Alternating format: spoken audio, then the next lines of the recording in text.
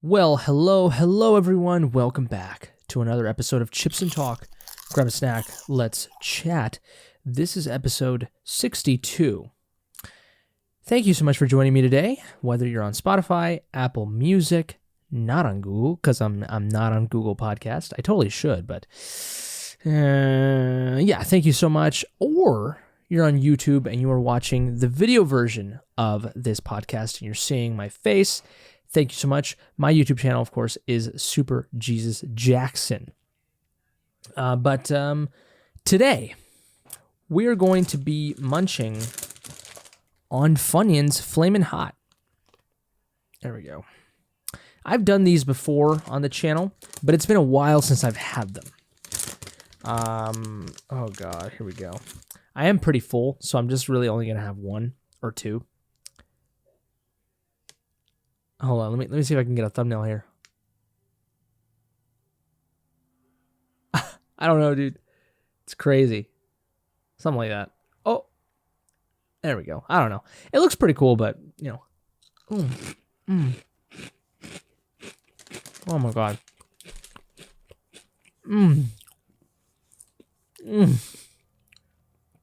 That's so good. You know, I think this is the quickest that I've introed a Chips and Talk podcast episode. So you should be very proud of me. I think I'm just not in the mood for nonsense right now. I don't know if it's because I feel like I have a lot to do.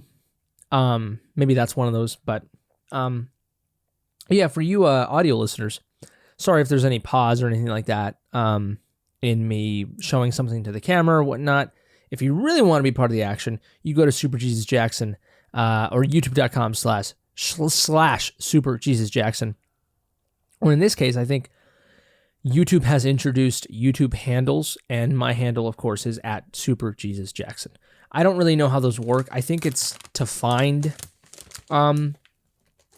channels, you know, like on the search bar, I believe. I'm not sure.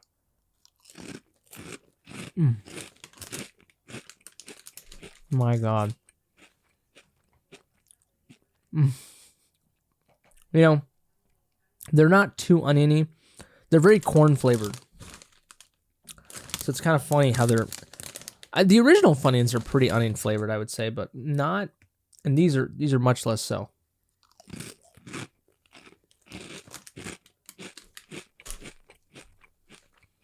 I don't really see a lot of people eating Flamin' Hot Funyuns. So maybe I'm the only one keeping Frito-Lay's Flamin' Hot onion flavored rings afloat. So Frito-Lay, please sponsor me. But anyways, thank you so much for joining me today. I can talk a little bit about what I've been up to. And I'm sorry if you hear some stuff in the background. Family, you know. It's Saturday, currently Saturday, March 4th, 1:44 p.m. So maybe there'll be some interruptions or whatnot, but I'm going to try my best to prioritize my audience. God damn it. What the hell's wrong with me? Anyways, what I've been up to, well, to be perfectly frank with you, there's been some stuff going on with my career, my job. I will potentially have to find another job within the next week or so. So that's not fun. But, you know, everything happens, not necessarily for a reason, but it happens. And it's up to you to give it reason. So it's up to you to make purpose, right, out of whatever happens to you. So, and it's up to you to see it as a positive thing. So, yeah, I haven't really had a lot of time to play. I was pretty busy this past week. I don't really have an editor right now as well, so I am going to have to go back to editing my stuff again. So it's going to be tough. There's a lot of things that are going on right now, and a lot of things even going on with my family. So it's not the best time right now. And hopefully am I a little too bright? I think I am. Let me decrease my brightness here. Yeah, hopefully I'm not too dark now. Hold on. There we go. I think that'll look okay. Sorry about that. But yes, it's been a little tough. It has. I'm not gonna lie. But because of that, I mean, I could tell you one thing that has been positive. I found this new artist called Mazzie, Mazie. She's I don't know, I would say like a indie pop artist, I would say. Alternative pop, psychedelic pop, I'm not sure. But I am actually going to be doing a reaction to her most famous song called Dum Dum. And that song it's quite dumb, literally. But it's very good. And I think there's a lot more than meets the eye with the song. And I think I'm gonna try and cover that one, react to it and analyze it. And lately on my YouTube channel, I think I've relayed to you that I beat God of War Ragnarok. So I made a video on it, a little 5-minute, 55-second video kind of analyzing why I love the game. I mean, it's not really an analysis of the game, because if that were the case, it would be a 30-minute long video probably. But it is very similar to my Art Wave videos, where I just kind of talk about it in a more poetic, analytical way, which they're super fun to do. I love those. They're very short and they're very, bite-sized, but I think they pack a lot of punch. And it's doing okay. It's getting up to like 100 views at this point, so that's pretty good for me. But yeah, haven't been playing, Hogwarts Legacy lately, just because I haven't had time. But my girlfriend's actually playing through The Last of Us, which is interesting, and I have been caught up on The Last of Us HBO series. So it's getting really good. I'm really enjoying it. Very, very pleasantly surprised, I would say. But maybe I'll make a video on that at some point later. I'm not sure. It's a lot of work to make a video about a TV series. It's just because you're talking about a lot of things, and I'm very much like a dude that likes to talk about every single little thing that I like. I'm not a very good editor when it comes to the things that I enjoy. So maybe I should try to be, but yeah. Oh.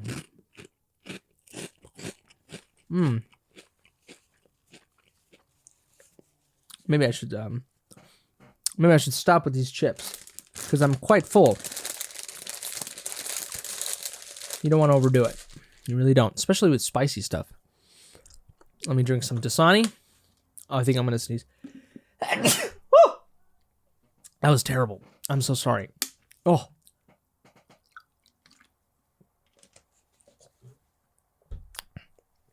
People sneeze differently, too. Yeah, people sneeze, in different ways. Some people do the infinite sneeze. Some people do the squirrel sneeze. Some do the, I'm getting attacked and I'm getting injured sneeze. The painful sneeze. There's many different ones. But anyways, what I wanted to talk about actually on this episode is drugs. Drugs. Specifically, I don't know, the idea of drug prevention or education. For some of you that follow my YouTube channel, I recently made a reaction and analysis to the D.A.R.E song. D.A.R.E, for those of you who may not be familiar, D.A.R.E stands for Drug Abuse Resistance Education. And this is a United States program that began in 1983, excuse me. Basically a product of the war on drugs from the 1970s to the 1980s with Reagan's presidency. It is a very anti-drug program, and it revolved having trained police officers go into classrooms and teach students about the dangers of drugs. And the key was to obviously prevent people from doing drugs. That, in many cases, it probably did the opposite for a lot of kids for about 20 years. It didn't really prevent anything.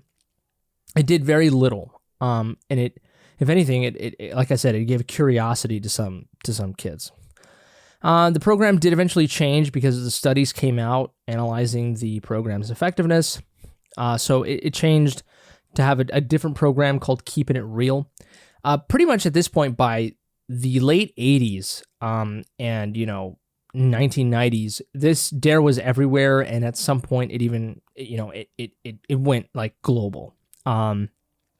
and it's still alive today. Actually, next month it'll be 40 years old.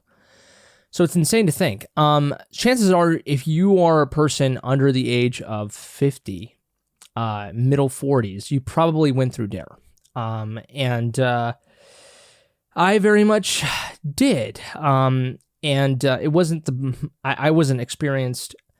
I didn't experience D.A.R.E. so much. I think it was because around when it comes to my school district, it was to the point where D.A.R.E. was now sort of it was downsizing because depending on the valley, depending on where you were, the district, the police departments weren't able to supply D.A.R.E. officers, and it got to the point where districts were too big or something like that. So obviously there's right now there's police shortages going on and stuff like that. So, but these police shortages are not, just recently. It's been a downward trend, for a long time. So,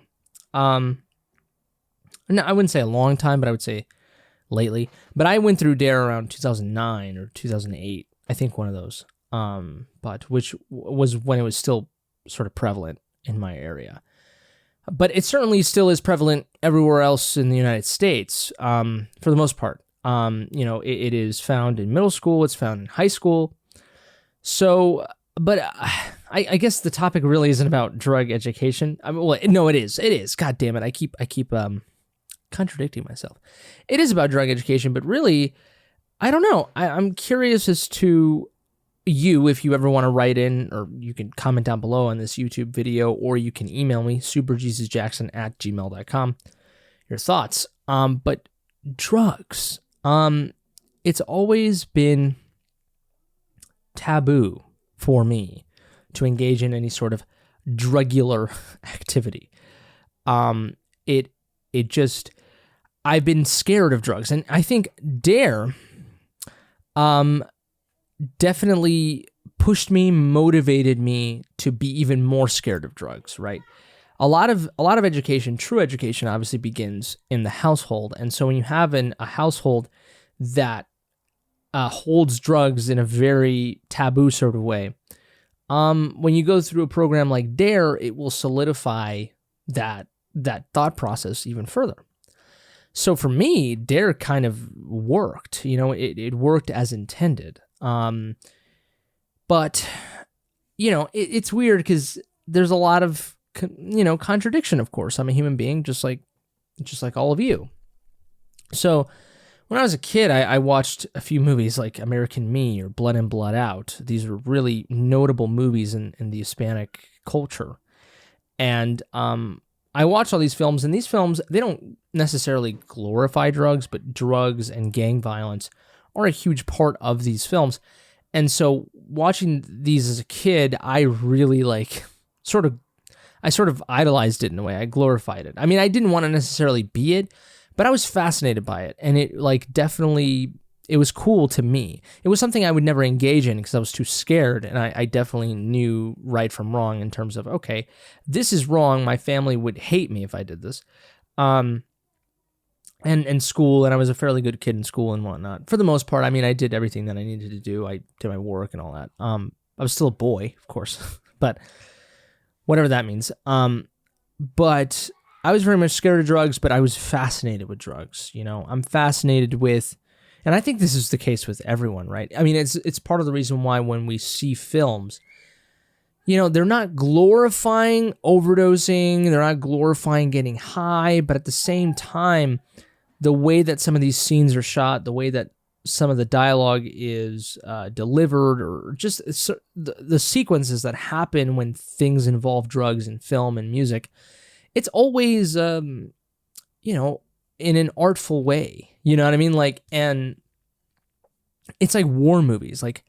No one really wants to be in war, but when you see great war films, they definitely spruce up war. They make it look epic or cool or sad or depressing. Even if it's depressing, even if it's terrible, even if it's graphic, there is still an artistic intention behind it, and so it creates this fascination, this glorification of the material that you're seeing. So when it comes to, I don't know, heroin overdosing, right? That's a very traumatic part of that's a very traumatic thing in general, right? For anyone to go through or to witness. But in a movie, it's done for dramatic purposes. It's done to advance story, whatever it may be, to create a lump on the road.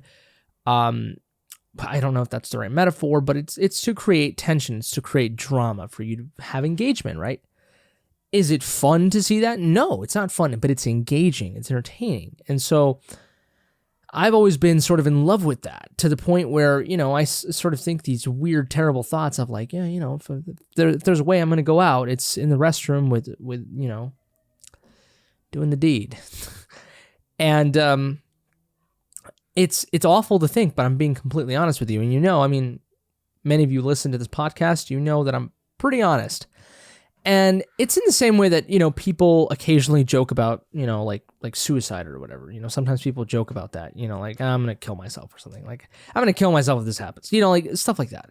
And that's like terrible, you know what I mean? Like the content, right? The content is terrible. But now we're getting into, what's okay to say, what's okay not to say. I'm not necessarily saying anything's bad or good or whatever. I'm not saying anything. I'm just relaying the message that this is material and language that people say, right? Depending on who you're around. And so these are some of the thoughts that I have, you know what I mean? I have this fascination with drug use, and I think a lot of it has to do with the fact that I've never done it. I've never had the desire to do it. So I'm infinitely curious about it, and whenever I get to explore it, especially in an artistic way, I go for it and I enjoy it that way, And it's a safe way to enjoy. It's why many people enjoy roller coasters, because it is that blurry line of you're right on the line, of death and excitement. People love that. It's why even sexually, some people enjoy BDSM, right? Pain. Because it's that threshold, it's that like kind of like perfect balance of pain and pleasure. And there's something right in the middle there that's intensely enticing to people. And so roller coasters are like that, amusement parks, haunted houses, like all of that. It's like putting ourselves into intentional, safe danger to extract the most excitement out of it without actually going through with actual death and actual danger and actual pain, right? So it's a way for us to have our cake and eat it too. And so that's, I think, part of the reason why drugs are glorified in the way that they are. Same thing with the mafia. The mafia was awful, but it's really cool. It looks cool. You look at The Godfather, they sort of glorify mob culture. And so human beings love to do this. The story of Jesus Christ, for God's sakes, the dude was murdered, you know what I mean? Like, but it's viewed in such an enlightening way, in such a beautiful way, you died for our sins, that there's these constant contradictions. And so I have no shame in me finding fascination with drugs or suicide or whatever, you know what I mean? Like it's hopefully I don't get demonetized for this, or I don't get flagged or something, but it's interesting. And so I've never had the inkling to do drugs. I find it a complete waste of time. And I don't smoke marijuana or anything like that. I've never done it. I'm curious. Of course I'm curious. I'm curious about a lot of things. But I try to maintain myself as sober as I possibly can be, because obviously when you drink soda, when you eat sweets, when you even go to McDonald's, these things are genetically, modified to affect your brain. Food affects your brain, sleep affects your brain, everything affects your brain. There's no way to stay truly sober. But I try to be as sober as I possibly can be. I don't drink alcohol even. I find it to be, personally, I find it to be a disservice to the human experience. But I don't think there's anything wrong with enjoying a drink or two, just being more social, letting yourself go a little bit. I think that's okay. I think it's probably a very mature way of looking at it. But I think that there are better ways to live your life, you know what I mean? But obviously, like I said, I'm talking about, drug abuse, addiction, all of that, right? I don't think anyone necessarily advocates for addiction of any kind. And again, I'm not saying, don't drink alcohol, don't enjoy it. And if marijuana is legal in your state or whatever, for those of us that live in the United States, knock yourself out and enjoy it. And it's very important to note, the D.A.R.E really exaggerated the stereotype that, okay, like marijuana will be a gateway drug. It will get you to all of these other dangerous drugs. It will cause you to be falling asleep, to be sleepy, lazy, all of that. And it's like, I know plenty of people who smoke weed or do edibles or whatever, and they're fine. They're perfectly working, functional people. So, and in many cases, very hardworking people.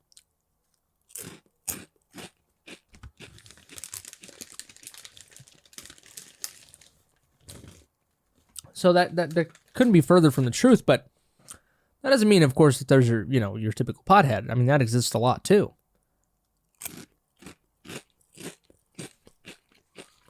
So it just depends. I mean, there's people out there who might do hard drugs like recreationally, whatever the hell that means, And that's insane. And there's people who, I think, I think a part of me does, obviously you could tell that I'm very straight edge. But I really enjoy talking to people who are not under the influence of anything. I think talking to them in that way is just very pure and honest, and it is a fulfilling experience, right? When, and so that's, my girlfriend is very straight edge as well, right? So, but I do envy a little bit people who have control. Part of the reason why I wouldn't engage in any of these drugs is because I don't necessarily trust myself. I have an addictive personality. When I enjoy things, I go full on. So to me, I'm very afraid of trying something that I enjoy or something that makes me feel good because I fear that I will abuse it. And so, yeah. And so I fear people, though, that are able to go and, use something and feel good about it and or use it to feel good or whatnot, get what they want out of it, and then control themselves and not let it take over them. I think that's very cool. And in many ways, if you're going to live your life like that, sure, dude, by all means, please. You know what I mean? So, like, yeah, like I said, very contradicting, conflicting thoughts. I don't necessarily I don't know all the answers, and I don't pretend to. I mean, I can speak very passionately and very adamantly about a perspective that I have, such as living life in a sober way. I think that's a better way to live. But there's people that don't do that, and they're perfectly fine people too. So I guess I'm wrong in some cases. I can be wrong. I don't know all the answers. And I also don't know if in 20 or 30 years I will be doing the very things that I said I would never do. I think that would be incredibly interesting. But I wish I could see myself as the dude who would go to a party, get a couple of drinks, and not go too far and be fine with it and enjoy myself. I think that's really cool. I do envy that. I think self-control and reservation is very, very mature, and it's very wise, right? So as much as it sounded like I crap on drug use of any kind, at the same time, I do admire people who can control it. Obviously, when it comes to hard drugs, it's like, well, it's better to stay off of that entirely, right? But yeah, D.A.R.E for me, it did work because of the familial culture that I had and the attitude that my family had towards drug use, right? So, well, I recently spoke to a licensed counselor, drug abuse and alcohol abuse counselor, although that's sort of the same thing. And this person specializes in teens and in adults as well, but families, teens.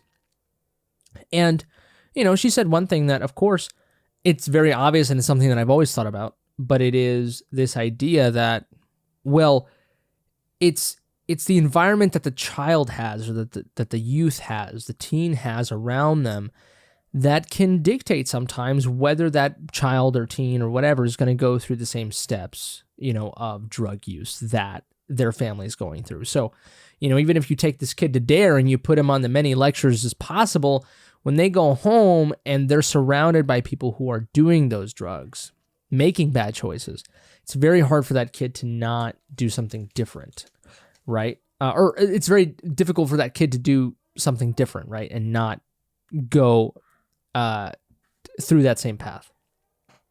And so parental involvement, having a good ecosystem around you, having good friends around you definitely push you towards better choices if those people are a good influence, if they are good role models, if they are not doing the very things that might be harmful, right, for you. So that's a huge component. So at that point, it's like drug education becomes sort of irrelevant, right? And it can be useful. I mean, if anything, it can reinforce, just like what happened with me. You know, when I went home, I knew that drug use, gang violence, gang interaction, dynamic, all that is all taboo. That is all bad. Never ever do that.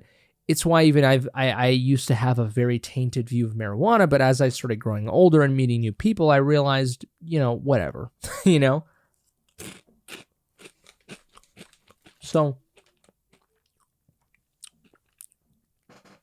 but really, it really depends what type of family you have, the dynamics that you have. It's difficult to break the cycle.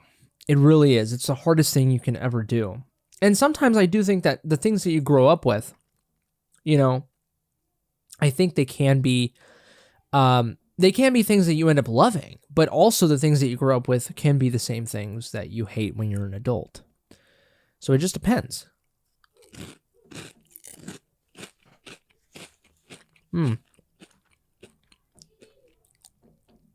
really enjoy this. I love it. But, yeah, that was my conversation on drugs. Technically, soda's a drug, caffeine, right? So, we're all addicted to something. And also, yeah, we're all addicted to something, whether it's substances or habits or, although that's redundant, or, going to the gym or playing video games, watching TV, Netflix, whatever. And it's all about control, right? But there are some things, like drugs that do affect you chemically and make it hell for you to decide to change your life, right? It's like heroin, right? One of the most addictive things you can ever do. Fentanyl, right? That's the rising drug right now that is affecting a lot of youth as well because they're being fooled. So it's very sad.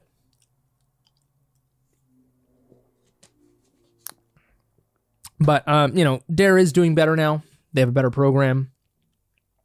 And that's cool that they admitted their mistakes and they worked to correct them. Good for them, right? They did what they needed to do. And obviously the attitude towards drugs and even psychedelic drugs, right, it's loosening up a lot more. Marijuana is definitely not as taboo as it once was. No way in hell. And, we'll have to see what happens with the rest of the drugs, specifically psychedelic drugs. And now the huge focus is harm reduction, right? Let's say there's a neighborhood, there's a giant area of the city that has just a bunch of drug addicted people living on the streets. Well, what they do is, to try to save more lives instead of trying to just, give them all a home.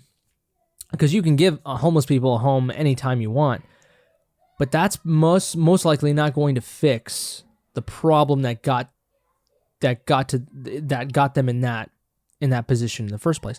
Obviously, there are exceptions, like you go bankrupt or whatever, but there is drug addiction, there is mental health, there's veterans, obviously, and then there's the economy as well. And so but giving just every homeless person a home is not necessarily a solution, right? You have to kind of start at the root. And so some of these policies, harm reduction policies, are like, well, let's set up an area, a building, where we supply clean syringes, right? So essentially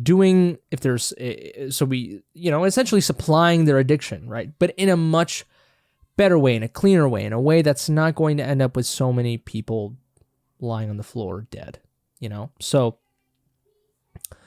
very dark topic here, so there's ways to go about it, you know what I mean? And yeah, harm reduction, I think, is the new trend lately.